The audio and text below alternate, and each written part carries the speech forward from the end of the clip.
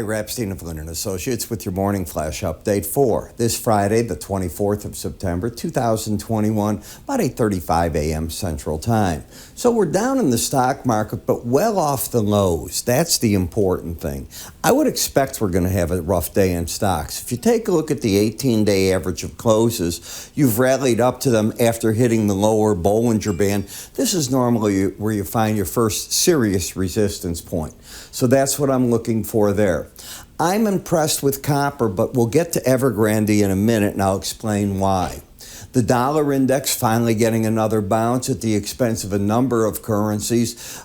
Many analysts are now thinking the Bank of England's going to make 2 rate hikes before next May, so keep your eye on that. Grains continuing with harvest pressure, normal. When you look at the 10-year note, you went to the 144 area. You're around 143 right now. I expect this to churn higher now that the Fed is going to enter the tapering stage, and maybe we go to the 1.6, a little past that area, so it wouldn't surprise me at all. In the energy markets, I still see a market that's very well in demand, and I think the correction in that gas is going to run its course here, and that's one of the markets I'm considering doing a special report on. But let's take a moment here and let me step back. We get the new house sales. That's going to come out at 9 o'clock, so about 25 more minutes. Today we get a lot of Fed speak. We're going to have Fed Chair Powell talk, Fed Governor Bowman, and of course Fed Vice Chairman Clarita. They're all speaking today in a virtual conference, but everybody's going to tune in. That begins in just a few minutes. Now, the Chinese news, it's rare that I spend this much time on it, but it's important. First, if you're a cryptocurrency trader, Bitcoin, Ether, whatever it might be, or you're an investor that likes to invest in some of those exchanges, Coinbase and so on, be careful. The central bank has outlawed anything to do with cryptocurrency-related transactions, and they must be banned. They're going after even the internet people that do this, so they're going after everyone. Evergrande, they missed their $83.5 million payment to creditors. I've got more news on that. People's Bank of China today put in another 70 billion yuan. The Chinese government is going to consolidate its rare earth miners in a move on the north and south of the country to create 2 huge companies to try to control that. But here's the real key.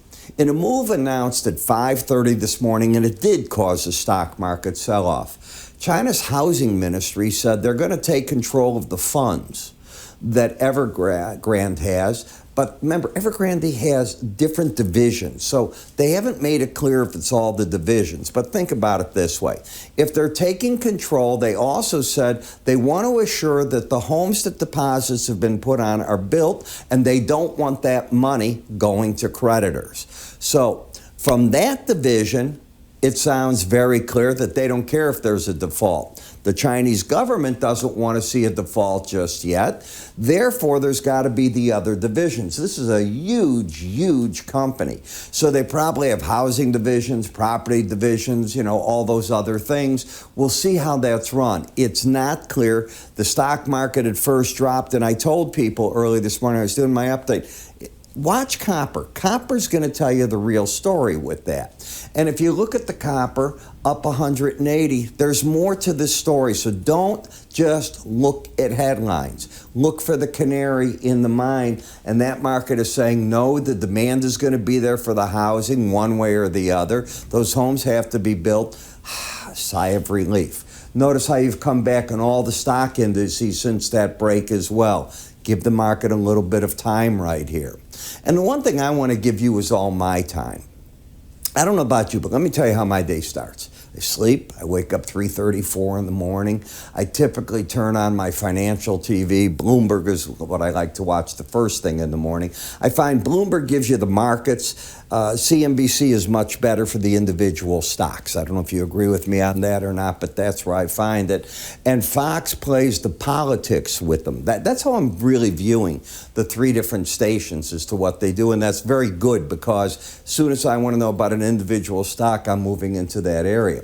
But let's continue to talk about what this means. So I then look to see what reports do we have coming out. I check them at my desk by 4:30. I'm checking everything. I'm doing my review of all these different markets. I'm putting the chart together for you. At 5:30, 5:40 in the morning, I'm recording. I've already written what I think you have to see. I'm giving you trade ideas galore. I'm bringing you up to date with the morning reports, what's going to happen. If that sounds how you want to start your day, why not? I mean, the first thing most of us do is we want to know what's the chart action looking like, where's the market going, what's taking place. And I do it in a way that's totally inexpensive for the average person out there. $7.95, you get 24 videos a month. On the weekend, I spend time just on the weekly charts. So for the longer term trader that doesn't want the noise of the market, that's where I put them. And I track what I'm telling you for that. Not for a track record, but I know if I said buy here, sell there. How do I know? Because I keep doing the same thing over and over. I look at shorter term, medium term, and long term on the markets. And I talk to you in that way. So, you want to really see what the chart action looks like? Get your first impression. By 6:30 in the morning, Central Time, Chicago, you have these. You know what's going on. You see the picture. You're not getting that on any of those stations the way that I'm talking.